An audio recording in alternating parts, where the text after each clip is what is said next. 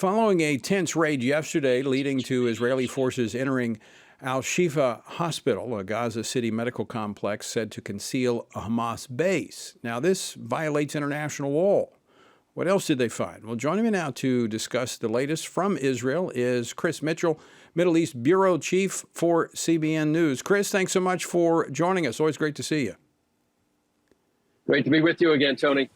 So there's a tentative agreement in the works regarding hostages and possibly releasing some of them. What can you tell us about that? Well, we know right now that Hamas has agreed to this. It's releasing 50 hostages, in exchange for a 3-day ceasefire and for some Palestinian prisoners. Israel has not agreed to that. Israeli Prime Minister Benjamin Netanyahu has been saying all along that they need 240 hostages released, and then there'll be a ceasefire, but not until then. So this is something that really has been talked about for the last few days, but nothing's decided on that yet.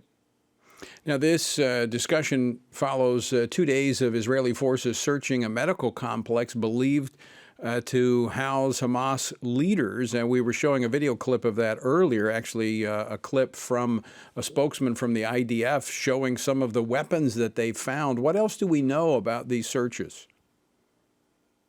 Well, we know they found weapons in the Al-Shifa hospital. They also, a couple of days ago, they found weapons in the Rantisi hospital. And what they found is just, weapons, bulletproof vests, sometimes vests for suicide vests, all of these go bags for a terrorist to grab and go into the fighting. So they found all of that. This is evidence, according to the IDF, that they're using hospitals as terror bases. They haven't found the kind of terror infrastructure they had hoped to, but it's still a work in progress, Tony. And we understand there's one report that says actually the staff there at the Al-Shifa hospital, perhaps with the combination of cooperation of Hamas, has been able to remove even more evidence of them using these hospitals as a base for their terror. And according to international law, you can't actually use that kind of base, a hospital, for terror. But they found this all throughout their campaign in the last several weeks. They found, rocket launches in a boys' school. They found rocket launches near a mosque. They found, weapons actually in a child's bed. Even today, they found some rockets. So all this is part of Hamas's terror infrastructure woven throughout the Gaza City and Gaza Strip.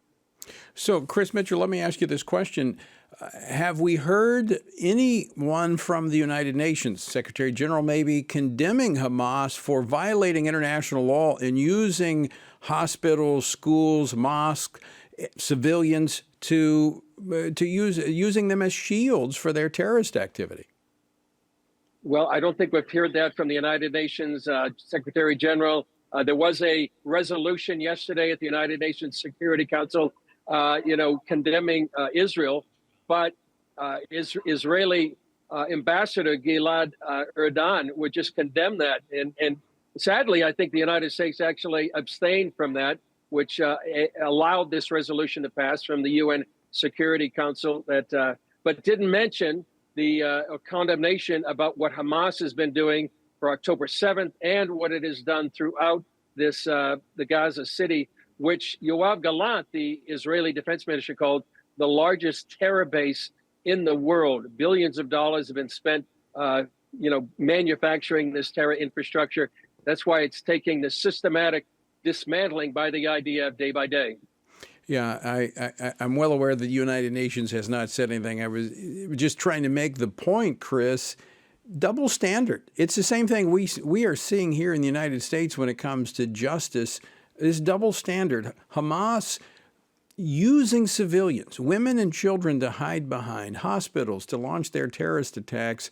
But what is the international community doing? They're condemning Israel for defending itself.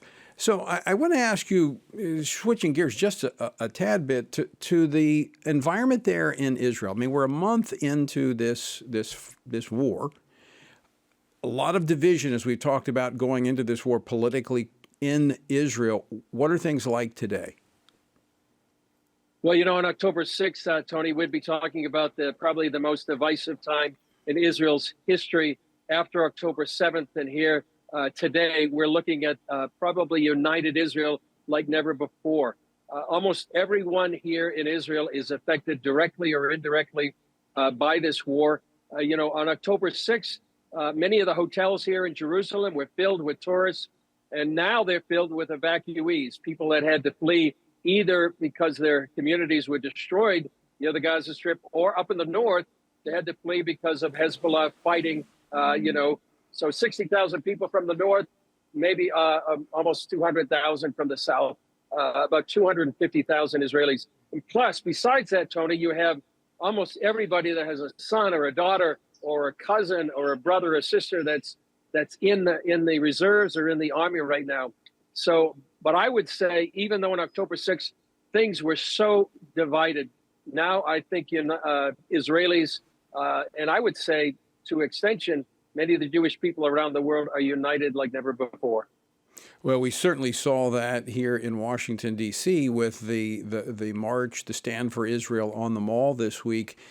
But from a political standpoint, are the Israeli people lining up behind and supporting the prime minister there? I mean, this is a very serious time, and the weight that's on his shoulders, I can see it every time he appears on television. Is there unity around the actions that he's now taking to protect Israel?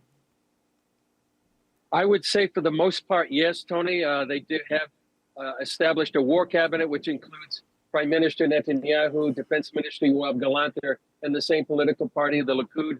You also have Benny Gantz, who is the former defense minister and former IDF chief of staff. He's also in the opposition. So they are presenting a unified front. I would say there's beginning to be some political activity against Netanyahu here. Lapid, one of the opposition leaders, has called for his resignation.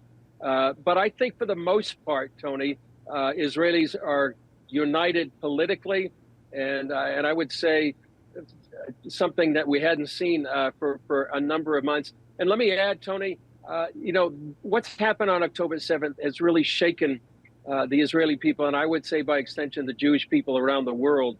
We talked to a Jewish journalist not too long ago and said for the first time in her life she's actually afraid.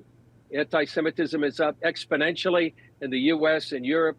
And I think it's really a time to stand beside our Jewish brothers and sisters, to support them, pray for them, and encourage them during this dark time in their history.